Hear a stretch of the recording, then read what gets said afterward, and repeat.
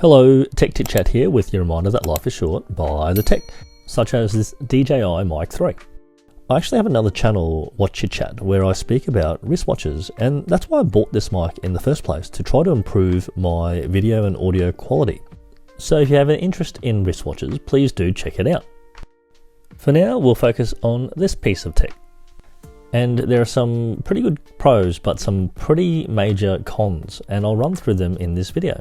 So please stick around. So this has been out since August 2025, and whilst there's a lot of other people who know more about this than I do, I thought I would give a frank, simple, and owner's review. So what does it come with? It comes with a few really cool things, such as this lightweight intuitive compact storage unit.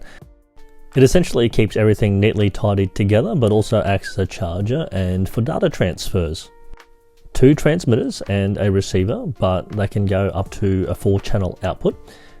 There's adaptive gain control for the unit, which is basically helps balance out volume. 3 levels of tone presets, including 2 levels of noise cancellation. Dual float 32-bit internal recording, which acts as a failsafe. It basically continues to record even if you have a battery outage or something goes wrong with the transmission.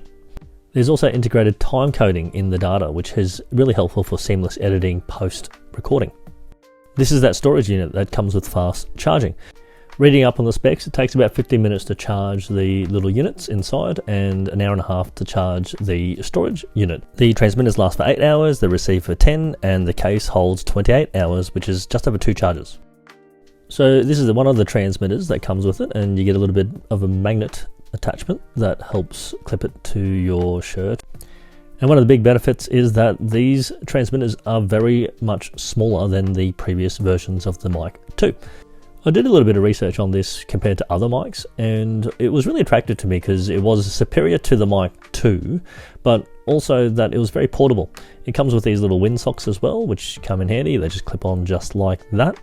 And they seem to be really effective in blocking out the popping sounds that you tend to hear, and also a bit of wind. I did try it outdoors, but the wind isn't too strong at the moment, so didn't give it a real chance. The receiver is pretty intuitive. It's got a touchscreen. I'm actually not really a mad fan of touchscreens. I think some of the analog systems are a little bit safer. This is really helpful in terms of the interactive nature of it. But gadgets I have had with touchscreens in the past seem to sometimes not last as long. And obviously this is a portable unit as well, so it is possible that this thing might get dropped one day. So I'm mindful that it might not be as robust. I didn't read the instruction manual, but the interface seemed to be pretty intuitive, and you can either flick it through with the touchscreen or use this cursor and scroll through things. I did have a play around, and it doesn't seem like you can solely rely on the cursor, but hey, that could just be user error. While I'm not a massive fan of apps, the DJI one seems user-friendly. I've heard some people don't really like the white text at the front there, but that doesn't bother me too much. There's this clip which you pull out, and you can use the adapter for a C port. It all neatly tucks away to the storage unit and comes with this little travel pack, which will come in handy. So this little unit, let's have a look at the transmitters again. This is the original clip version, which is pretty handy. I think that DJI seem to really love their magnets, and so do I. It just pops in and out. The magnets are extremely strong, and surprisingly so. So if you ever drop the unit, it's not because of the failure of the magnets. Chomp, chomp. So on the side here, you got the buttons, and that's the record button. The one below it is the link button, which you press to connect. You can see it's flashing there. Once you hit that and the receiver, it does connect through, and then that flashing stops. This is the C port connector that I spoke about earlier. This basically slips into the receiver and then hooks into the phone like so. It doesn't come with a C port adapter though, so if you've got an older iPhone, it will not be compatible, and you'll need to go buy a separate connector. These are the magnets I spoke about, and as you can see, they're pretty hard to separate, and they snap together pretty aggressively. It was really surprising to me, and that's a really good thing though. Hopefully they've considered any interference that these magnets will cause, but I'm pretty sure they've thought about that. Bang, you can just see how aggressive that snap is, and it took me a little bit of trouble to get it back off, but that's a really good thing.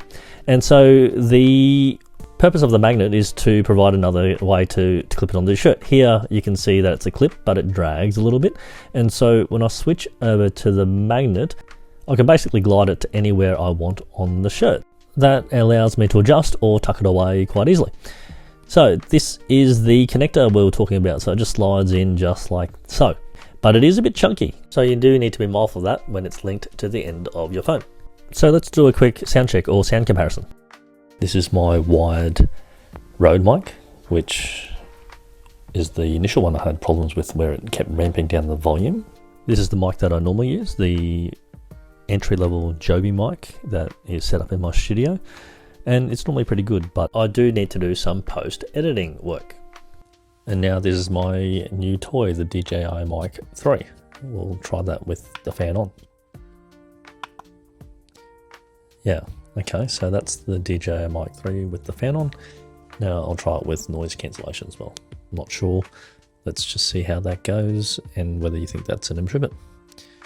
So anyway, switching back to my studio mic. The cool thing about the DJI transmitter is that it also has that one push button on the side of it that you click, and that improves the noise cancellation. It can also be set higher to a level 2 noise cancellation. As you can see, I did it with the fan on and it seemed to work quite well. With the other two mics that I've got, if there's some background noise, it will not cancel that, and I'll have to do it separately at post editing. So before I go to the cons, I'll summarize the pros. Really portable, really quick charging, really tidy unit, and it's just really good for on the move content. It's got significantly higher specs than the other DJI mics. And if I was to draw a comparison, I would rank this as a business class flight style of portable mic. So is much higher than probably what you need, but is actually pretty good value for the extras that you get. The backup recording does give a significant advantage and is a game changer. The cons, and while I haven't thrown this against a brick wall or anything, I am almost certain that just because it is an electronic interface or digital interface, that it's going to not be as robust as an analog style system, which you see in a lot of other units. Having said that, they all seem to be steadily going in this direction. The battery power isn't as long lasting as the DJI 2 unit, and that's probably because of the extra gadgetry that you get with it. But that's easy enough to fix just by adding a battery and putting it into that little storage bag. The two biggest cons, and I didn't think it was going to be a big problem, but this doesn't have a port on the transmitters, which you would normally hook up to a cable, and that would allow you to hide it and be a bit more professional. That's probably not a big deal for me because the mics are becoming more and more common in terms of visibility. However, at the time of this video, the receiver does not support certain operating systems. I actually use CapCut as my editing tool by filming videos and then doing voiceovers over the top. The DJI Mic 3 does not allow me to do that because it's not compatible. I've written to CapCut and let's see if they do anything about it, and hopefully it's able to be patched through a software update. Either that or I'll have to use another method of video creation using either the PC or a different system. It does have Bluetooth connectivity, but that compresses the audio and reduces the quality. I'll still put these mics through its paces and put it to good use, but I'm not 100% satisfied because the cons that come with it are pretty big cons, which is quite disappointing. Having said that, what you gonna do?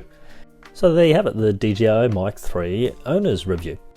If you like that video, please click like and subscribe, and remember, life's short, buy the tech.